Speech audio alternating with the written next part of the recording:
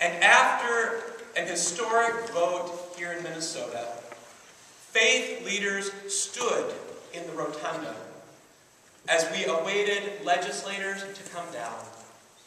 And standing there waiting, we began to smile with each other. And one of the faith leaders simply said, "Amen." And from that moment, this song burst out. People singing with joy and celebration. People standing there, wondering about what is next. What could a new future hold?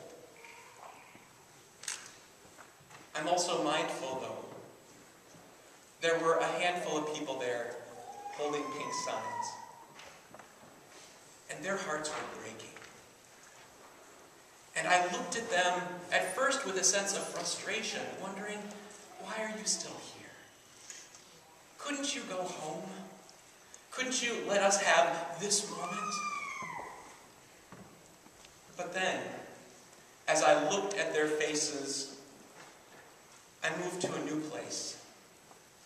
Going back to a place earlier in that day, in which I had been up at the second level of the Capitol, and a group on the first floor in the rotunda had started singing, "Amazing Grace, how sweet the sound." And as that first group had started singing that song, what I had seen up from the second level was that people who were holding orange signs and people who were holding pink signs started singing together.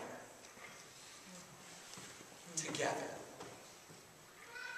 And as I come to this Sunday and this powerful prayer of Jesus, I can't help but sing out an amen. But I'm also mindful about what Jesus is inviting us into and calling us to be. That no matter who we are or where we have been or where we stand on a particular political agenda or who has a big and overwhelming personality and who is more meek and timid or those that get angry really easily or those that it can take years to get them to say anything, that all are invited to come and to know God. To come and to know unity. To journey together. And I think about this Jesus character, which many of you have seen come to life, played wonderfully by our contextual ed student Evan here in this very sanctuary, but what it means to go back to this Jesus of Nazareth nearly 2,000 years ago, who is looking at what is happening in his world, and who in this moment is standing there with a broken heart. Looking at people, some who have been jockeying for power even within his own ranks. Looking in the face of one whom he knows will betray him, will hand him over to the Romans. Looking into the face of one woman who has longed to know hope, has journeyed with him in the midst of her own brokenness in her move from Magdala into these other cities with Jesus. To think of this one who is going to be the foundation of the church, and perhaps wondering if he's going to get it right this time or not as he tries to follow Jesus. And Jesus stands there looking at these people and then lifting his hands to the universe, to the holy. We like to think up. I like to think that Jesus is just putting them wide open, looking around and seeing God in the midst of everything. And that Jesus is praying for them to be one. To know each other intimately. I'm pretty convinced that Jesus knows that after he's gone, and as life moves on, that they're not always going to get along.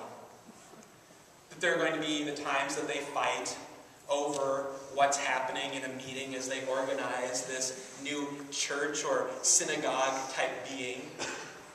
That there are times where they're going to struggle with what it means for women to be strong leaders in their community and to be the ones who have backing financially for some of these communities. That they're going to wrestle with what it means for people who have a lighter color skin to be welcomed into their midst. Saying, do they really belong? Those people from Greece and Rome and the barbarians in the north? Are they really part of our community and this worshiping of the one holy God? Do we have to let them in?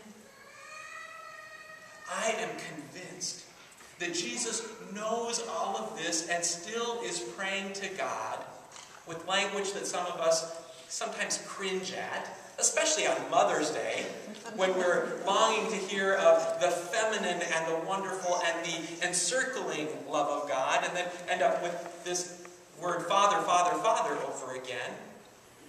But expanding that to say, all come. Come and know God intimately. Because God is made known in me, Jesus says. And now, may it be that that is carried forth into the community, into who we might become. This becomes a transformational moment. And I want you to look around here in this community.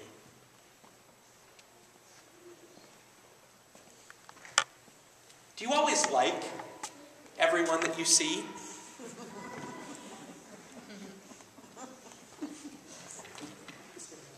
Do you always get along with everyone that you're looking at?